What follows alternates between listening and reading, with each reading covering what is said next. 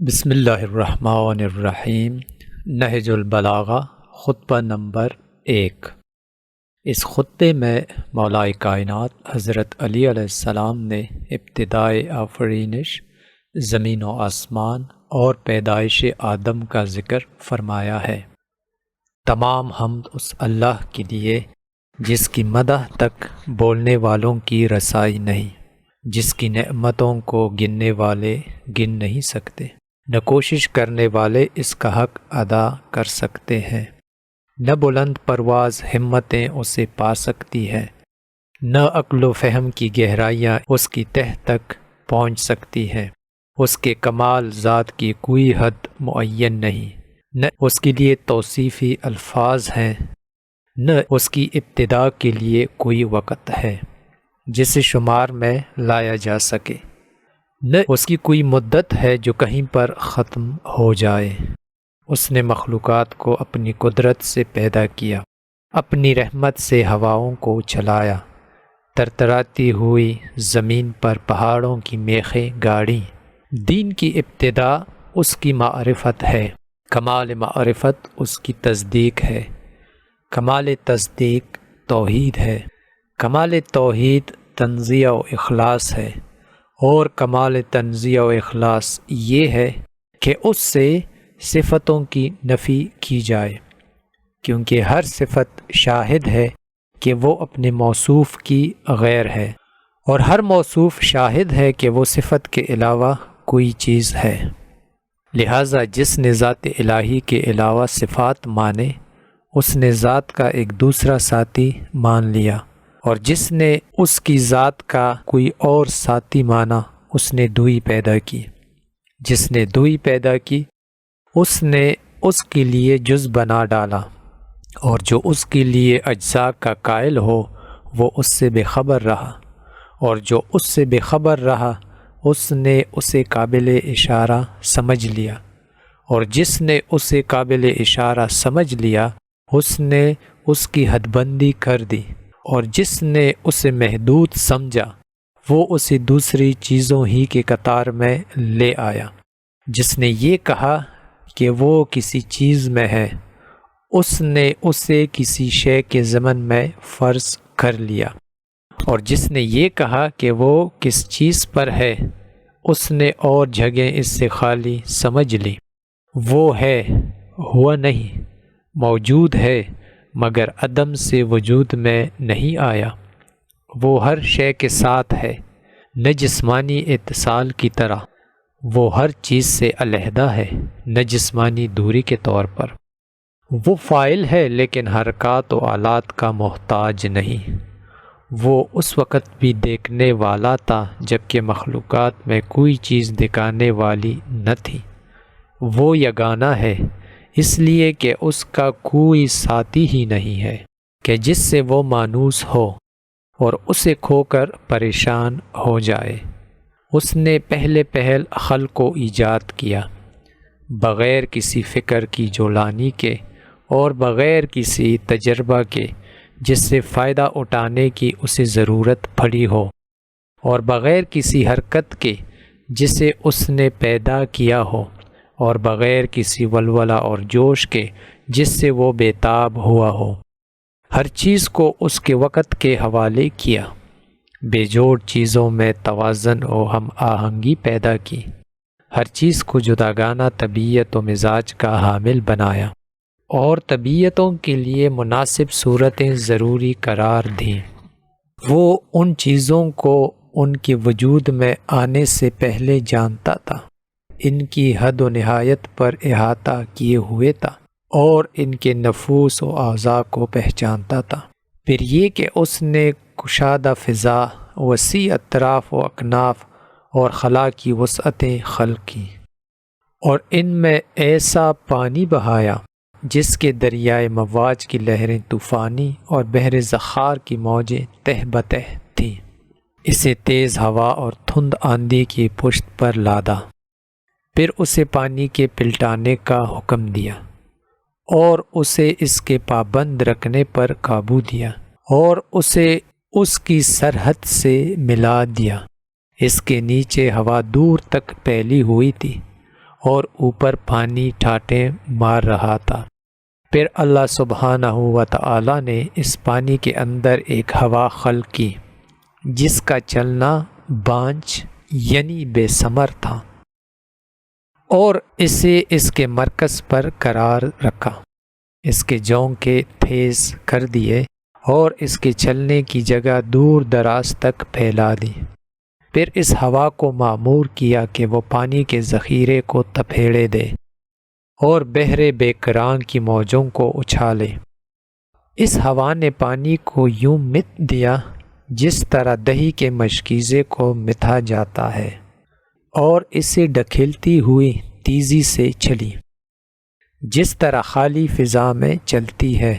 اور پانی کے ابتدائی حصے پر اور ٹھہرے ہوئے کو چلتے ہوئے پانی پر پلٹانے لگی، یہاں تک کہ اس متلاطم پانی کی سطح بلند ہو گئی اور وہ تہ بتہ پانی جاگ دینے لگا۔ اللہ نے وہ جاگ کھلی ہوا اور کشادہ فضا کی طرف اٹھائی اور اس سے 7 آسمان پیدا کیے۔ نیچے والے آسمان کو رکی ہوئی موج کی طرح بنایا اور اوپر والے آسمان کو محفوظ چھت اور بلند عمارت کی صورت میں اس طرح قائم کیا کہ نہ ستونوں کے سہارے کی حاجت تھی نہ بندھنوں سے جوڑنے کی ضرورت۔ پھر ان ستاروں کو سج دج اور روشن تاروں کی چمک دمک سے آراستہ کیا، اور ان میں زوپاش چراغ اور جگمگاتا چاند رواں کیا جو گھومنے والے فلک پر چلتی پھرتی چھت اور جنبش کھانے والی لوح میں ہے۔ پھر خداوند عالم نے بلند آسمانوں کے درمیان شگاف پیدا کیے اور ان کی وسعتوں کو طرح طرح کے فرشتوں سے بھر دیا۔ کچھ ان میں سر بسجود ہیں جو رکوع نہیں کرتے، کچھ رکوع میں ہیں جو سیدھے نہیں ہوتے، کچھ صفیں باندھے ہوئے ہیں جو اپنی جگہ نہیں چھوڑتے، اور کچھ پاکیزگی بیان کر رہے ہیں جو اکتاتے نہیں۔ نہ ان کی آنکھوں میں نیند آتی ہے، نہ ان کی عقلوں میں بھول چوک پیدا ہوتی ہے، نہ ان کے بدنوں میں سستی و کاہلی آتی ہے، نہ ان پر نسیان کی غفلت طاری ہوتی ہے۔ ان میں کچھ تو وحی الہی کے امین، اس کے رسولوں کی طرف پیغام رسانی کے لیے زبان حق اور اس کے قطعی فیصلوں اور فرمانوں کو لے کر آنے جانے والے ہیں۔ کچھ ان کے بندوں کے نگہبان اور جنت کے دروازوں کے پاسبان ہیں۔ کچھ وہ ہیں جن کے قدم زمین کی تہ میں جمے ہوئے ہیں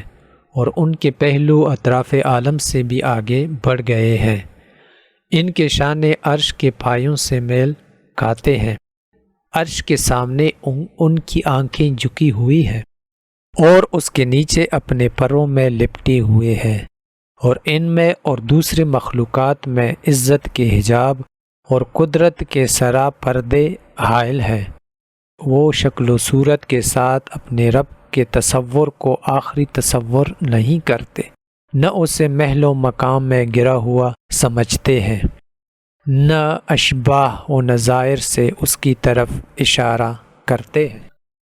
آدم علیہ السلام کی تخلیق کے بارے میں مولائے کائنات حضرت علی علیہ السلام نے فرمایا، پھر اللہ نے سخت و نرم اور شیرین و شورازار زمین سے مٹی جمع کی، اسے پانی سے اتنا بھگویا کہ وہ صاف ہو کر نتر گئی، اور تری سے اتنا گوندا کہ اس میں لس پیدا ہو گیا۔ اس سے ایک ایسی صورت بنائی جس میں موڑ ہے اور جوڑ اعضاء ہیں اور مختلف حصے، اسے یہاں تک سکھایا کہ وہ خود تھم سکی، اور اتنا سخت کیا کہ وہ کھنکھنانے لگی۔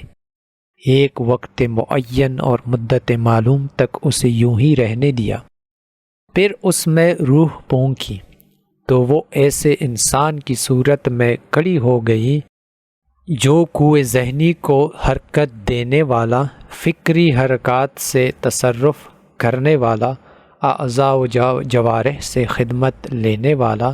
اور ہاتھ پیروں کو چلانے والا ہے، اور ایسی شناخت کا مالک ہے جس سے حق و باطل میں تمیز کرتا ہے اور مختلف مزوں، بوؤں، رنگوں اور جنسوں میں فرق کرتا ہے۔ خود رنگا رنگ کی مٹی اور ملتی جلتی ہوئی موافق چیزوں اور مخالف ضدوں اور متضاد خطوں سے اس کا خمیر ہوا ہے، یعنی گرمی، سردی، تری و خشکی کا پیکر ہے۔ پھر اللہ نے فرشتوں سے چاہا کہ وہ اس کی سونپی ہوئی ودیت ادا کریں اور اس کے درمیان اور اس کے پیمان و وصیت کو پورا کریں جو سجدہ آدم کے حکم کو تسلیم کرنے اور اس کی بزرگی کے سامنے تواضع و فروتنی کے لیے تھا۔ اس لیے اللہ نے کہا کہ آدم کو سجدہ کرو۔ ابلیس کے سوا سب نے سجدہ کیا، اسے عصبیت نے گھیر لیا، بدبختی اس پر چھا گئی۔ آگ سے پیدا ہونے کی وجہ سے اپنے کو بزرگ و برتر سمجھا اور کھنکھناتی ہوئی مٹی کی مخلوق کو ذلیل جانا۔ اللہ نے اسے مہلت دی تاکہ وہ پورے طور پر غضب کا مستحق بن جائے اور بنی آدم کی آزمائش پائے تکمیل تک پہنچے اور وعدہ پورا ہو جائے۔ چنانچہ اللہ نے اس سے کہا کہ تجھے وقت معین کے دن تک کی مہلت ہے۔ پھر اللہ نے آدم علیہ السلام کو ایسے گھر میں ٹھہرایا جہاں ان کی زندگی کو خوشگوار رکھا، انہیں شیطان اور اس کی عداوت سے بھی ہوشیار کر دیا، لیکن ان کے دشمن نے ان کے جنت میں ٹھہرنے اور نیکوکاروں میں مل جل کر رہنے پر حسد کیا اور آخر کار انہیں فریب دے دیا۔ آدم علیہ السلام نے یقین کو شک اور ارادے کے استحکام کو کمزوری کے ہاتھوں بیچ ڈالا، مسرت کو خوف سے بدل لیا اور فریب خوردگی کی وجہ سے ندامت اٹھائی۔ پھر اللہ نے آدم علیہ السلام کے لیے توبہ کی گنجائش رکھی، انہیں رحمت کے کلمے سکھائے، جنت میں دوبارہ پہنچانے کا ان سے وعدہ کیا اور انہیں دار ابتلا اور محل افزائش نسل میں اتار دیا۔ اللہ سبحانہ و تعالی نے ان کی اولاد سے انبیاء چنے،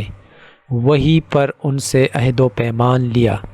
تبلیغ رسالت کا انہیں امین بنایا، جبکہ اکثر لوگوں نے اللہ کا عہد بدل دیا تھا۔ چنانچہ وہ اس کے حق سے بے خبر ہو گئے، اوروں کو اس کا شریک بنا ڈالا۔ شیاطین نے اس کی معرفت سے انہیں روگرداں اور اس کی عبادت سے الگ کر دیا۔ اللہ نے ان میں اپنے رسول مبعوث کیے اور لگاتار انبیاء بھیجے تاکہ ان سے فطرت کے عہد و پیمان پورے کرائیں، اس کی بھولی ہوئی نعمتیں یاد دلائیں اور انہیں قدرت کی نشانیاں دکھائیں۔ یہ سروں پر بلند و بام آسمان، ان کے نیچے بچھا ہوا فرش زمین، زندہ رکھنے والا سامان معیشت، فنا کرنے والی اجلیں، بوڑھا کر دینے والی بیماریاں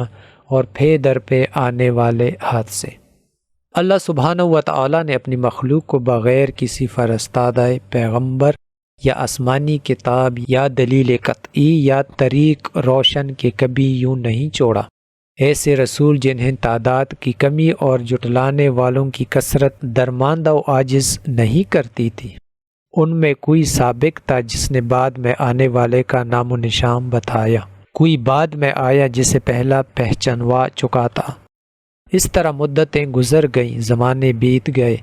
باپ داداؤں کی جگہ پر ان کی اولادیں بس گئیں،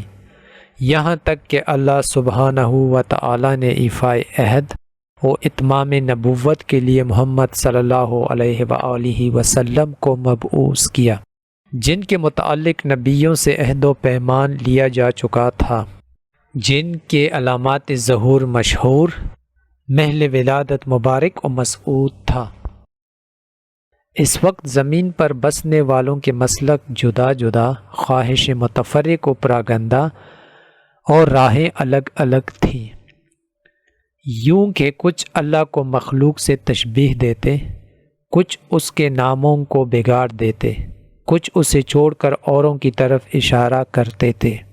خداوند عالم نے آپ کی وجہ سے انہیں گمراہی سے ہدایت کی راہ پر لگایا اور آپ کے وجود سے انہیں جہالت سے چھڑایا۔ پھر اللہ سبحانہ و تعالی نے محمد صلی اللہ علیہ وآلہ وسلم کو اپنے لقاء و کرب کے لیے چنا، اپنے خاص انعامات آپ کے لیے پسند فرمائے اور دار دنیا کی بود و باش سے آپ کو بلند تر سمجھا اور زحمتوں سے گری ہوئی جگہ سے آپ کے رخ کو موڑا اور دنیا سے باعزت آپ کو اٹھا لیا۔ حضرت تم میں اسی طرح کی چیز چھوڑ گئے جو انبیاء اپنی امتوں میں چھوڑتے چلے آئے تھے، اس لیے کہ وہ طریق واضح اور نشان محکم قائم کیے بغیر یوں ہی بے قید و بند انہیں پیغام ربانی پہنچا کر حجت تمام کریں، عقل کے دفینوں کو اباریں چھوڑتے تھے۔ پیغمبر صلی اللہ علیہ وآلہ وسلم نے تمہارے پروردگار کی کتاب تم میں چھوڑی ہے، اس حالت میں کہ انہوں نے کتاب کے حلال و حرام، واجبات و مستحبات، ناسخ و منسوخ، رخص و عزائم، خاص و عام، عبر و امثال، مقید و مطلق، محکم و متشابہ کو واضح طور سے بیان کر دیا، مجمل آیتوں کی تفسیر کر دی، اس کی گھتیوں کو سلجھا دیا، اور اس میں کچھ آیتیں وہ ہیں جن کے جاننے کی پابندی عائد کی گئی ہے، اور کچھ وہ ہیں کہ اگر اس کے بندے ان سے ناواقف رہیں تو مذائقہ نہیں۔ کچھ احکام ایسے ہیں جن کا وجوب کتاب سے ثابت ہے اور حدیث سے ان کے منسوخ ہونے کا پتہ چلتا ہے، اور کچھ احکام ایسے ہیں جن پر عمل کرنا حدیث کی روح سے واجب ہے، لیکن کتاب میں ان کے ترک کی اجازت ہے۔ اس کتاب میں بعض واجبات ایسے ہیں جن کا وجوب وقت سے وابستہ ہے اور زمانہ آئندہ میں ان کا وجوب برطرف ہو جاتا ہے۔ قرآن کے محرمات میں بھی تفریق ہے۔ کچھ کبیرہ ہیں جن کے لیے آتش جہنم کی دھمکیاں ہیں، اور کچھ صغیرہ ہیں جن کے لیے مغفرت کے توقعات پیدا کیے ہیں۔ کچھ اعمال ایسے ہیں جن کا تھوڑا سا حصہ بھی مقبول ہے اور زیادہ سے زیادہ اضافہ کی گنجائش رکھی ہے۔ اس خطبے میں حج کے سلسلے میں فرمایا، اللہ نے اپنے گھر کا حج تم پر واجب کیا، جسے لوگوں کا قبلہ بنایا ہے، جہاں لوگ اس طرح کھینچ کر آتے ہیں جس طرح پیاسے حیوان پانی کی طرف، اور اس طرح دارفتگی سے بڑھتے ہیں جس طرح کبوتر اپنے آشیانوں کی جانب۔ اللہ جل و شانہ نے اس کو اپنی عظمت کے سامنے ان کی فروتنی و عاجزی اور اپنی عزت کے احترام کا نشانہ بنایا ہے۔ اس نے اپنی مخلوق سے سننے والے لوگ چن لیے جنہوں نے اس کی آواز پر لبیک کہی اور اس کے کلام کی تصدیق کی۔ وہ انبیاء کی جگہوں پر ٹھہرے، عرش پر طواف کرنے والے فرشتوں سے شباہت اختیار کی۔ وہ اپنی عبادت کی تجارت گاہ میں منفعتوں کو سمیٹتے ہیں اور اس کی وعدہ گاہ مغفرت کی طرف بڑھتے ہیں۔ اللہ سبحانہ و تعالی نے اس گرد کو اسلام کا نشان پناہ چاہنے والوں کے لیے حرم بنایا ہے، اس کا حج فرض اور ادائیگی حق کو واجب کیا ہے، اور اس کی طرف رانوردی فرض کر دی ہے۔ چنانچہ اللہ نے قرآن میں فرمایا کہ اللہ کا واجب الادا حق لوگوں پر یہ ہے کہ وہ خانہ کعبہ کا حج کرے جنہیں وہاں تک پہنچنے کی استطاعت ہو، اور جس نے کفر کیا تو جان لے کہ اللہ سارے جہان سے بے نیاز ہے۔